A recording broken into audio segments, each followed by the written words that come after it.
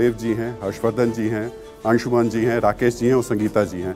तो ये संवाद शुरू मैं करूं। बहुत सारे मुद्दों पर आपसे मुझे बात करनी है। आप निसंकोच प्रश्न कीजिए।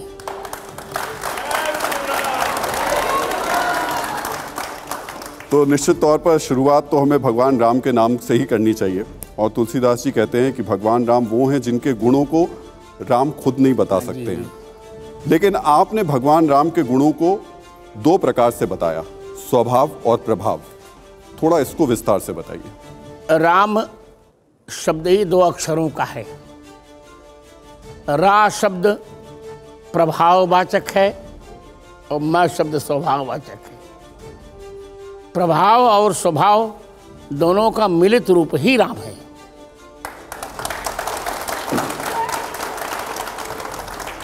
आचार्य जी, राम और रावण, जब हम इन दो शब्दों को जोड़ते हैं या आमने सामने रखते हैं, रावण जिसके अंदर इच्छाएं भरी हुई हैं और राम जो उससे परे हैं। अब हम इन इच्छाओं की जब बात करते हैं तो राम से जुड़े लोग या राम भक्त, क्या उन्हें भी इच्छाओं से परे होना चाहिए? निश्चित रूप से भौतिक इच्छाओं से परे होना चाहिए, पर आध्यात्मिक इच्छाओं से परे कभी नहीं होना चाहिए।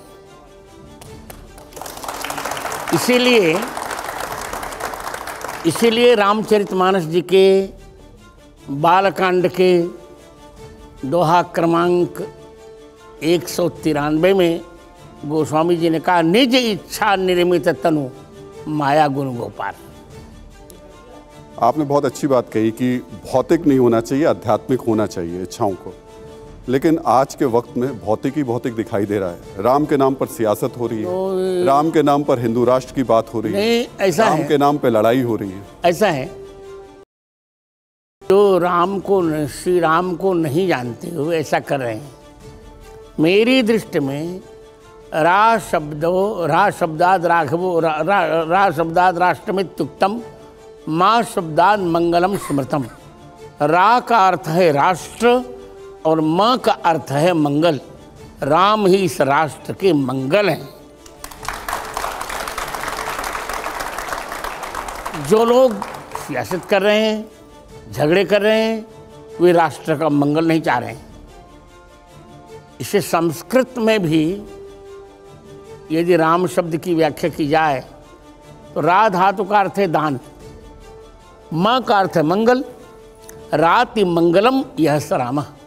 जो सबको मंगल ही देते रहते हैं उन्हें राम कहते हैं। इसी अवधारणा को लेकर तो हमने राम जन्मभूमि का संघर्ष किया।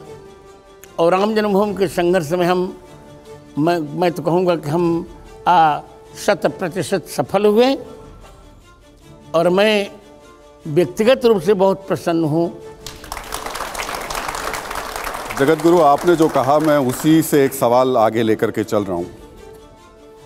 क्या राजनीतिक पार्टियों को भगवान श्री राम का नाम अपने मंचों पर, अपने नारों में, अपनी सियासत के लिए इस्तेमाल करना चाहिए?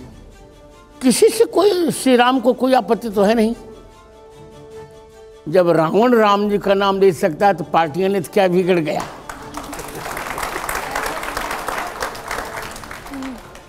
पर अगर उस नाम के जरिए लोगों को बांटने का काम हो जाए, वो नहीं, ऐसा नहीं होता। जरिया बना लिया, ऐसा नहीं होगा, ऐसा नहीं होगा। लोग समझ नहीं पा रहे हैं। राम के नाम से कभी बांटा जा ही नहीं सकता, क्योंकि श्री राम के जीवन का व्यक्तित्व ही रहा है बंटे हुए लोगों को जोड़ना। इसीलिए महोदय, रामचरितमानस के अरण्य कांड के 11वें दोहे की 14वीं पंक्ति में भगवान राम के लिए कहा गया, अति नागर भव सागर सेतु। और भगवान राम सेतु हैं। सेतु बटे हुए दो भागों को एक में मिलाता है, दो किनारों को मिलाता है। तो राम तो कभी बांट ही नहीं सकते। जो राम के नाम पर बांटने की बात कर रहे हैं, उनकी मूर्खता को मैं प्रणाम करता हूँ। आचार्य जी, अब मैं इस वक्त जो सबसे बड़ा मुद्दा देश में चल रहा है उसकी तरफ आपको लेकर चल रहा हूँ, और काशी विश्वनाथ में जो ज्ञानवापी मस्जिद है उसको लेकर के। अब ये जो मुद्दा है, इसे लेकर सियासत हो रही है या ये वाकई सनातन की जरूरत है? नहीं, आवश्यकता है, सनातन धर्म की आवश्यकता है। क्योंकि देखिए,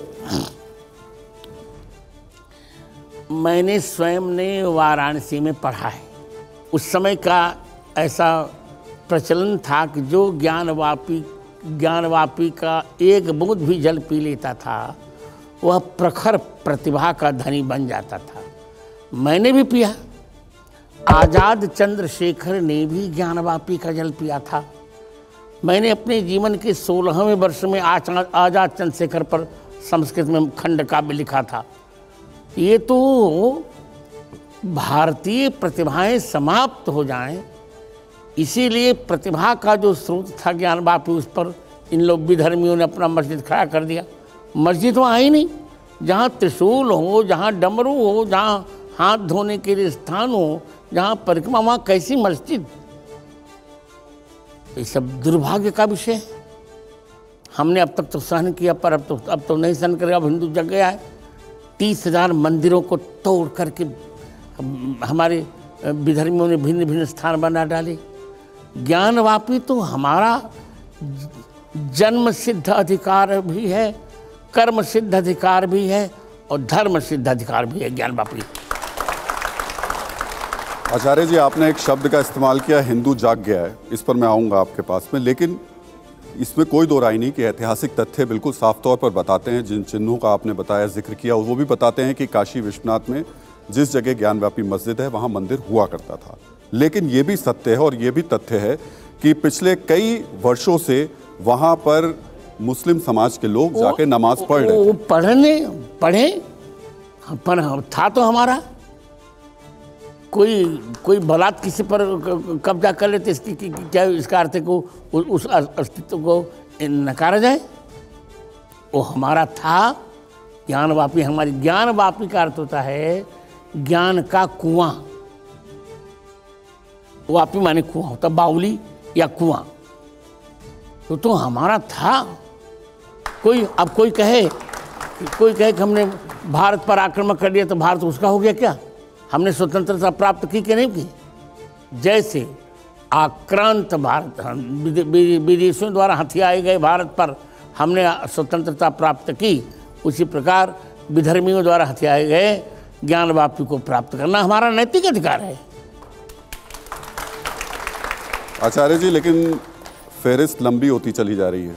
ज्ञानवापी, उसके बाद मथुरा, उसके बाद किसी को ताजमहल नजर आता है, कोई कुतुब मीनार चला जाता है। जो हमारा होगा हमको नजर आएगा। कोई इसमें क्या संकोच? देखिए, हम तो वर्णमाला के क्रम से चल रहे हैं। अयोध्या, काशी, मथुरा, अब जहाँ जहाँ भी हमारा होगा। मतलब आप कह रहे हैं कि इसके बाद मथुरा का नंबर आने वाला है? निश्चित तो तय हो चुका है।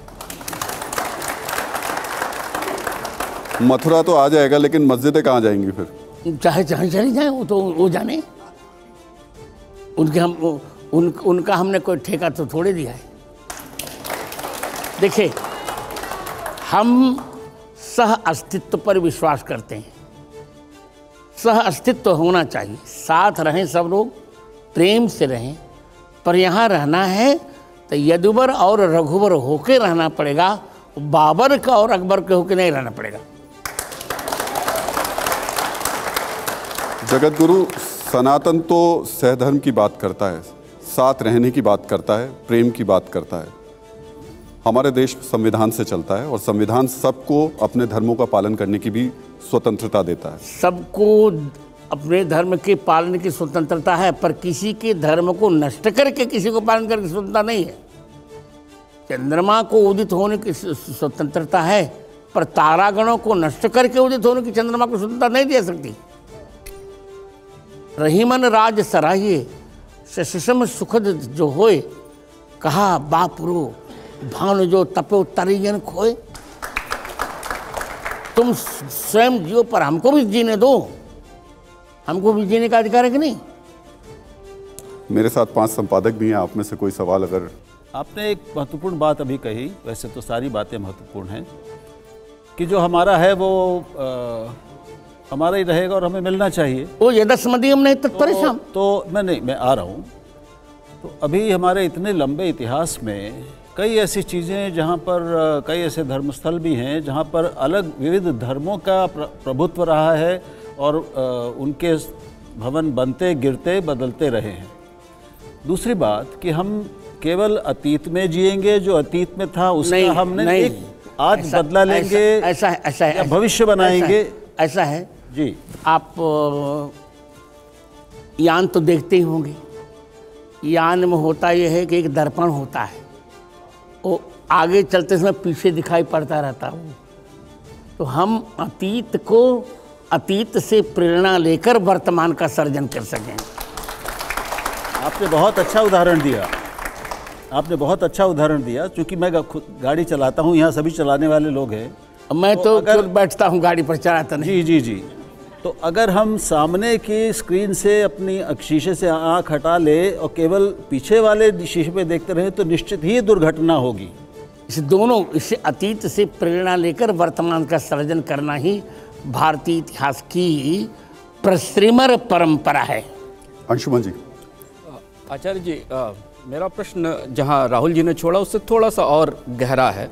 दुनिया के सारे धर्मों का इतिहास भयानक जघन्यताओं का इतिहास है, और अगर आप धर्म के इतिहास में जाएं तो शायद कोई भी ऐसी जघन्यता नहीं जो धर्म के दायरे में नहीं की गई हो और उसके बाद उसे अन्याय संगत धर्म ने ही ठहराया है। अब जब हम आज धर्म की बिल्कुल नई व्याख्याओं में खड़े हैं तो धर्म के नाम पर जायज क्या क्या है और नाजायज क्या क्या है, जो क्या उचित है और क्या अनुचित है, ये विवेक अब आज के संविधान के संबंध में क्या है? मुझे कहने दिया जाए, जहां अंग्रेजी में शुड लगता हो या उड लगता हो, जो करना चाहिए वही धर्म है, जो नहीं करना चाहिए वही अधर्म है।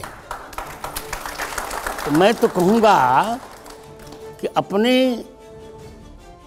कर्तव्यों का, चाहे वे कर्तव्य परिवार से विहित हो दिए प्राप्त हों या समाज से या राष्ट्र से, अपने कर्तव्यों का निष्ठापूर्वक निर्वहन करना ही सबसे बड़ा धर्म है और ईश्वर की सबसे बड़ी पूजा है।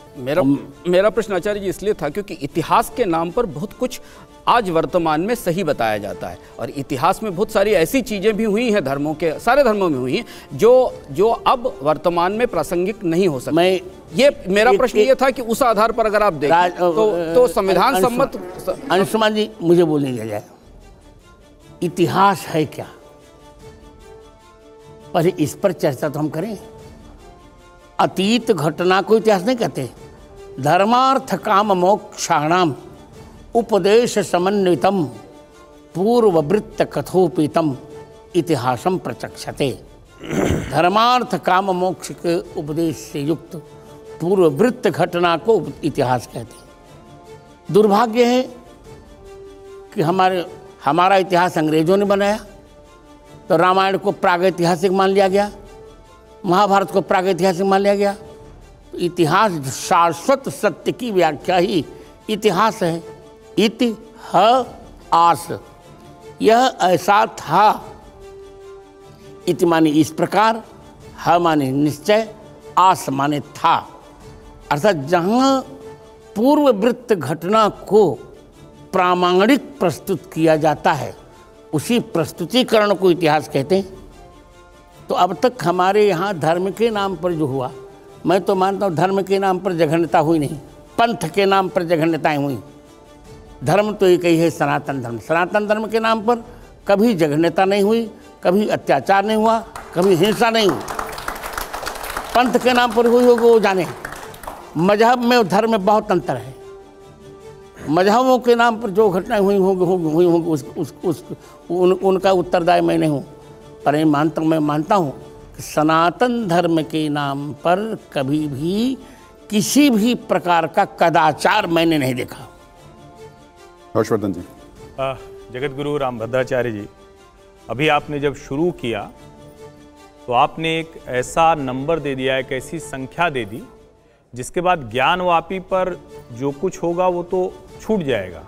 आप 30,000 की संख्या दे रहे हैं। अयोध्या में भव्य राम मंदिर बन रहा है, काशी में विश्वनाथ धाम बन गया, मथुरा, ये 3 स्थान दिखते हैं कि हिंदुओं के आस्था से सीधे जुड़े हुए हैं। लगता है कि एक मंदिर है, एक स्थान है। अब अगर ये 30,000 की संख्या होगी तो आज के आधुनिक भारत में ये कैसे सहअस्तित्व? मैं ये कहने जा रहा हूँ कि जितना हो सके कम से कम 3 तो हमें मिल जाए। भारत 3 अक्षर है ना, तो कम से कम 3 तो हमको मिल जाए मित्र। अयोध्या मिल जाए, काशी मिल जाए, मथुरा मिल जाए, फिर देखेंगे। नहीं जगत गुरु, इसमें थोड़ा सा ये लोगों के मन में भी रहता है और कई बार ये चर्चा में भी आता है कि इन 3 स्थानों पर क्या हिंदू जो धर्म गुरु हैं, शंकराचार्य हैं, आप जैसे जगत गुरु हैं, उनकी तरफ से क्या कोई भरोसा जाएगा कि ये 3 स्थान हैं, इसके बाद हम बात नहीं करेंगे? क्या तो, नहीं करना चाहिए? वो तो परिणाम बताएगा, पहले 3 मिल जाए फिर हम बताएंगे। जगत गुरु, लेकिन यहाँ मेरा सवाल आपसे ये है कि आप कह रहे हैं ये 3 मिल जाएं, लेकिन कुछ वक्त पहले आरएसएस प्रमुख मोहन भागवत ने कहा था कि अयोध्या हो गया, बस अब काशी और मथुरा की बात नहीं। मैं उनकी बात नहीं करता, क्योंकि मैं इस समय धर्माचार्य के मार्ग से चर्चा कर रहा हूँ, और मोहन भागवत धर्माचार्य नहीं है। He is not dharmacharya. मैं एक बस कंटिन्यू कर लूँ, इसमें 1991 का एक कानून भी है देश में, प्लेसेस ऑफ वर्शिप एक्ट, और वो कहता है कि 15 अगस्त 1947 से पहले अयोध्या को छोड़कर जो धार्मिक स्थल जिस जगह पे है वो वैसे ही रहेगा, उसी स्वरूप में रहेगा। ऐसा नहीं है, कानूनों में परिवर्तन भी होते रहे हैं। भारतीय संविधान में ही लगभग 126 27 परिवर्तन हुए हैं। जो हमारा है शाश्वत वो हमें मिलना चाहिए। ज्ञान, सुनिए मेरी बात सुनिए, ज्ञानवापी भारतीय प्रतिभा का पुंज है, और मथुरा गीता गायक की जन्मस्थल, ये तो हमको चाहिए ही चाहिए। इस पर समझौते का प्रश्न नहीं उठता। जैसे शंकराचार्य होते हैं उसी अधिकार से मैं भी जगत गुरु हूँ। भारत में 6 जगत गुरु हैं और 6 के समान अधिकार होते हैं, चाहे वो शंकराचार्य हो, चाहे रामानुजाचार्य हो, चाहे मैं रामानंदाचार्य, चाहे मध्वाचार्य, चाहे निम्बार्काचार्य। तो हम उस एक धर्माचार्य के अधिकार से ये कह सकेंगे कि जो हमारा है कम से कम 3 हमें मिल जाए। इसके बाद हम प्रयास करेंगे, उतना हम करेंगे जिससे भारत की अखंडता बनी रहे, भारत का अस्तित्व बना रहे, भारत में कटुता न हो, पर 3 तो हमें मिल जाए। जगत गुरु जी, जो आप कह रहे हैं उस हिसाब से तो फिर इस कानून को हटाना पड़ेगा। आप इस कानून को हटाने की मांग कर रहे हैं? हम तो बहुत कुछ मांग करेंगे। हम तो यही चाहते हैं कि जो कानून में इंडिया दैट इज भारत, यही गलत है। हम तो कहेंगे भारत दैट इज इंडिया। क्या आप हिंदू राष्ट्र से भी सहमत हैं? वो बनना चाहिए, सब कुछ बनना चाहिए। जो हिंदुस्तान है तो हिंदू राष्ट्र बनना चाहिए। मैं पत्रकार महोदय हिंदुस्तान नहीं बोल रहा हूँ जानकर, मैं हिंदुस्तान बोल रहा हूँ। हिंदुस्तान है तो वैसे हमारे शास्त्रों में तो हिंदू शब्द नहीं है, बहुत किसने कहा? भारत किसने कहा? गुरु जी, जगत गुरु जी, मैं पर संहिता में एक मंत्र आया है जिसको माध्यान्दिनी शाखा में, धैर्य से सुनिए मेरी बात, जिसको माध्यान्दिनी शाखा में कहा गया मधुबातारितायते मधुक्षरन्ते सिंधवः। तो वहाँ आया है मधुबातारितायते मधुक्षरन्ति हिंदवः। तो जहाँ सिंधवः है वहाँ हिंदवः भी आया है। सुमेरु तंत्र में भी हिंदू शब्द आया है, हिंदू शब्द आया है। हिमाचलम समारभ्य यावदिंदु सरोवरम तत्रस्था जनता यातु सा हिंदू रीति कथ्यते। हिमालय से लेकर इंदु सरोवर पर्यंत रहने वाली जनता को हिंदू कहते हैं। हुंकुर्वत्यश्च दुह्यन्ते गावो यत्र समादृताः गो विप्र प्रतिमा सेवी स हिंदू रीति कथ्यते। जहाँ हिंकार करती हुई गौएं दुही जाती हैं उसे हिंदू कहते हैं। हिंसा च दूयते यत्र सदा चरण तत्परः गो विप्र प्रतिमा तुलसी प्रांगणे यस्य स हिंदू रीति कथ्यते। जहाँ हिंसा की निंदा की जाती है, जहाँ जिसके आंगन में गौ तुलसी का बिरवा हो वो हिंदू है। हिनस्ति भावनाम यातु हीनाम प्रसवतो मुदा रामकृष्ण चकोजश्च स हिंदू कहते थे। हिंदू शब्द के लिए कम से कम सैकड़ों श्लोक दिए गए सुमेरु तंत्र में। अब जिसको पढ़ना ही नहीं है, हमारी अवधी भाषा में करिया अक्षर भैंस बराबर सुनना जैसन पढ़वा, तो उसको कहने दिया जाए। आचार्य जी, लेकिन अब यहाँ मेरा सवाल ये है कि हिंदू राष्ट्र बनेगा, और जो आजकल नए लोग आए हैं सामने, सड़कों पर आते हैं हिंदू राष्ट्र लेकर के, हिंदू राष्ट्र बनाएंगे, वो कहते हैं बाकी सब पाकिस्तान चले जाएं। हिंदू राष्ट्र बनेगा तो मुसलमान कहाँ जाएंगे? पहली बात, मजहब के आधार पर बटा था यह देश। पहली बात, इनको चला जाना चाहिए था, नहीं गए, अब यहाँ रहें, पर यदुबर और रघुबर के हो के रहें, बाबर के हो के न रहें। वंदे मातरम तो इनको कहना पड़ेगा। आप कह रहे हैं अपना धर्म परिवर्तन कर लें? आप कह रहे हैं धर्म परिवर्तन? नहीं, मैंने कभी नहीं कहा धर्म परिवर्तन करें। वे करवा रहे हैं। लव जिहाद के नाम पर वे हजारों हिंदू लड़कियों का शील भंग कर रहे हैं। वे सब कर रहे हैं, हम नहीं कर रहे। आप जानते हैं लव जिहाद के नाम पर कितना हुआ, क्या क्या नहीं हो रहा है।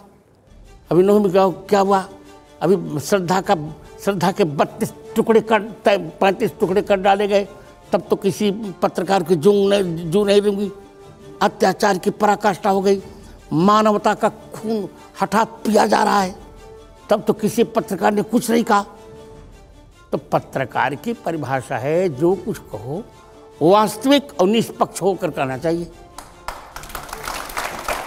आचार्य जी, आपके एक शिष्य हैं धीरेन्द्र शास्त्री, हाँ, वो भी अपने मंचों से कहते हैं कि भारत तो छोड़िए, मैं पाकिस्तान को भी हिंदू राष्ट्र बना दूंगा अगर आप। कौन गड़बड़ करते? कहने जी अच्छा तो है, बन जाए, लेट हिम से, तो बालक है, कहने दीजिए। पर ये बताइए आचार्य कि देश संविधान से चलेगा या आचार्य धीरेन्द्र शास्त्री के इन बयानों से चलेगा? नहीं, संविधान से चलेगा, सब कुछ ठीक होगा, चिंता मत करिए। संविधान कभी कभी संविधान बयानों का भी अनुगमन करने लगता है, चिंता की ऐसी कोई बात नहीं। एक महाराज जी 2-3 प्रश्न है।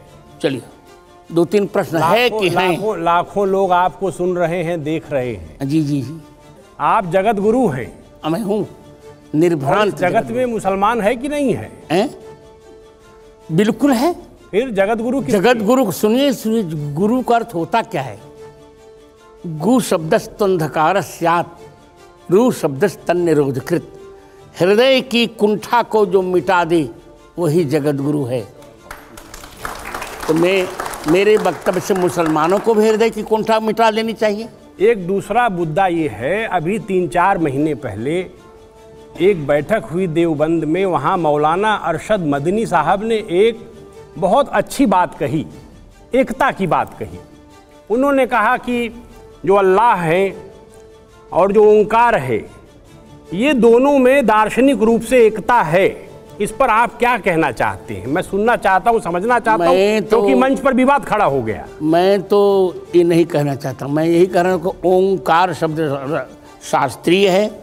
अब अल्लाह शब्द उनका कहाँ से शास्त्रीय हो तो वो जाने। अच्छा, ओंकार बड़े कि राम बड़े? दोनों एक। राम का पर्यायवाची ओंकार, ओंकार का पर्यायवाची राम। महाराज जी बस रुक जाइए। निराकार ओंकार मूलम तुरीयम। आप मुझे बोलने देंगे तो मैं बताऊं। अब प्रश्न तो आप सुन लेंगे तब ना। मैंने सुन लिया। नहीं, अभी कहाँ सुना? मैंने सुन लिया भाई। निराकार नहीं किया मैंने भी प्रश्न। आप निराकार ओंकार मूलम तुरीयम, दोनों एक कैसे हो जाएगा? राम साकार है, ओंकार निराकार है। पहले आप या झगड़ा कर लें या सुन। नहीं आचार्य जी, आप बताइए। आपके चरणों प्रणाम। नहीं, पहले आप सुनिए, आप निराकार ओंकार मूलम तुरीयम, यह रामचरितमानस के उत्तरकांड के 108वें दोहे का 3रा श्लोक है। निराकार का अर्थ होता क्या है? राकेश जी पहले संस्कृत पढ़ के आइए। जहाँ निषेध होता है वहाँ अ लगता है या तो अन लगता है। जैसे न उचित को अनुचित कहते हैं। क्या आपने न उचित को निरुचित कभी सुना है क्या? यदि सुना हो तो बताइए। न उचित को निरुचित सुना है आपने? कि न आवश्यक को निरावश्यक सुना है आपने? तो यदि न आवश्यक को निरावश्यक नहीं सुना है, न उचित को निरुचित नहीं सुना है, तो न आकार को निराकार नहीं कहा जा सकता। निराकार का अर्थ होता है निर्गताः आकाराः यस्मात्, जिनसे सभी आकार निकले हैं उसे निराकार कहते हैं। आपने मैं बहुत आत्मविश्वास से कर रहा हूँ राकेश जी, बहुत पढ़ा लिखा व्यक्ति हूँ मैं। आचार्य जी सुनिए जरा, मैं बोल एक वाक्य बोल। जी जी बिल्कुल बिल्कुल। यदि अनाकार शब्द आपने कहीं सुना हो ईश्वर के लिए, तो मैं आपके सामने त्रिदंड फेंक दूंगा अपना। आचार्य जी, आपने जितने अच्छे तरीके से बताया, सनातन धर्म की व्याख्या की, हिंदू राष्ट्र के बारे में बताया, दिक्कत इस देश में ये हो गई है कि नूह जैसी घटनाएं जब होती हैं और सड़कों पर जय श्री राम के नारे लगाते हुए जो लड़के निकलते हैं वो इन परिभाषाओं को नहीं जानते हैं। वो सिर्फ इतना जानते हैं कि हिंदू राष्ट्र होगा, जय श्री राम का नारा लगाएंगे और दूसरे मजहब के दुकानें जला देंगे, बाइक जला देंगे, गाड़ियां जला देंगे। ऐसा नहीं होगा, ऐसे उन्माद को नहीं सहन किया जाए।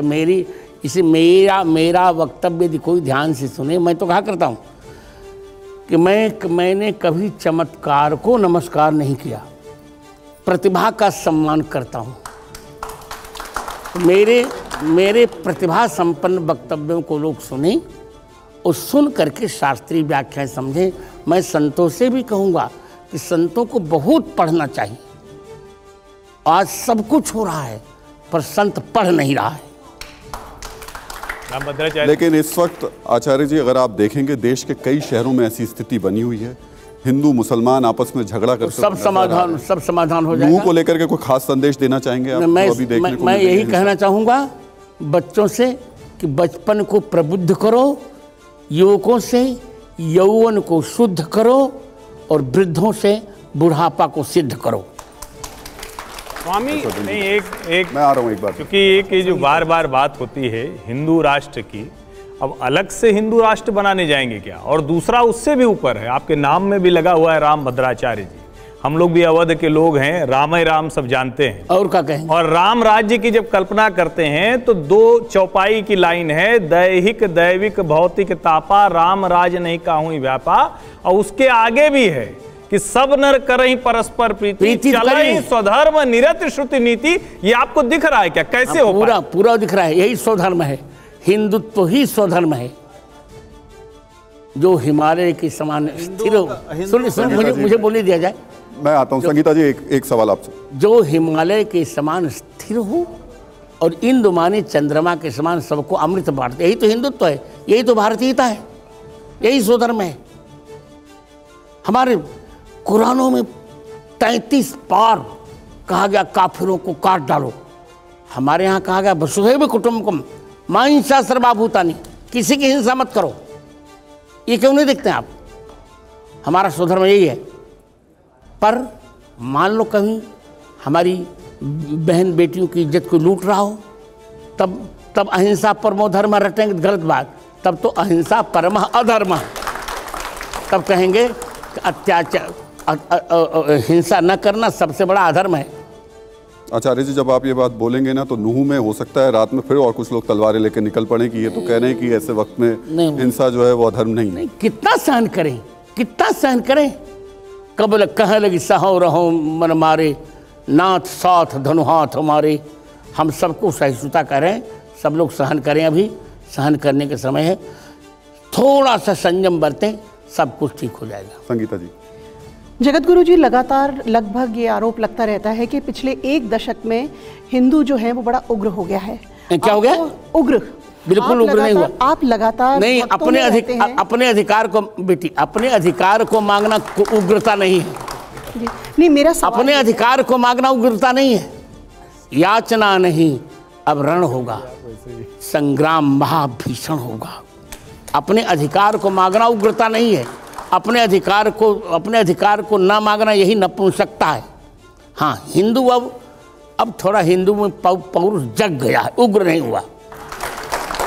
आचार्य जी, मैं थोड़ा सा सवाल हो सकता है आपको अजीब लगे, लेकिन स्थिति ये है कि अगर कोई अजीब लगता ही नहीं, अगर हिंदू ऐसे जग गया है तो उधर वाले कहते हैं कि हम सर तन से जुदा कर देंगे। वो भी अपने धर्म को लेकर उतने ही उत्तेजित नजर आते हैं। जो कुछ होगा तब निर्णय होने दीजिए हमारा, उनका क्या करें। तो फिर देश में कैसे होगा? कानून चलेगा या यही कानून चले? कानून वालों को चाहिए कि उनको भी समझाएं। लब जिहाद पर क्यों नहीं रोक लगा रहा है कानून? क्यों हिंदू लड़कियों को फंसाया जा रहा है? क्यों ऐसा कुछ नहीं?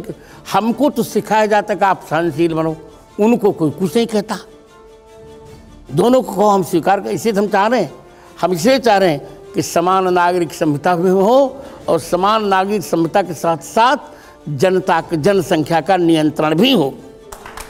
आचार्य जी, हो सकता है 23 अगस्त को हमारा चंद्रयान जो है वो चंद्रमा पे उतर जाए, हम एक उस तरफ जा रहे हैं और दूसरी तरफ अगर हम धर्म पर अपने ही देश में इस तरीके के संघर्ष करें, संघर्ष तो नहीं क्या करना, स्थिति बनेगी? नहीं, संघर्ष नहीं करना चाहिए।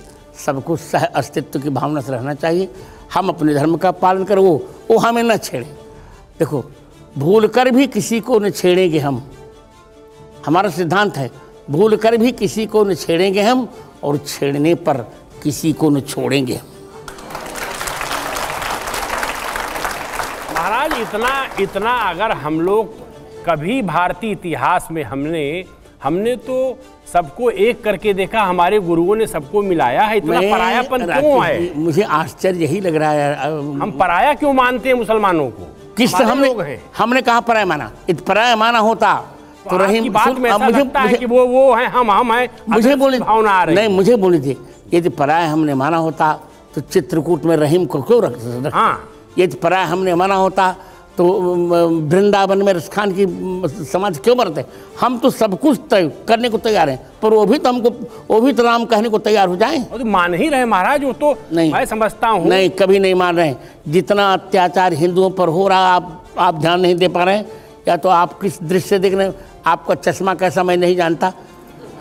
जितना अत्याचार हो रहा है वर्णन मत करो।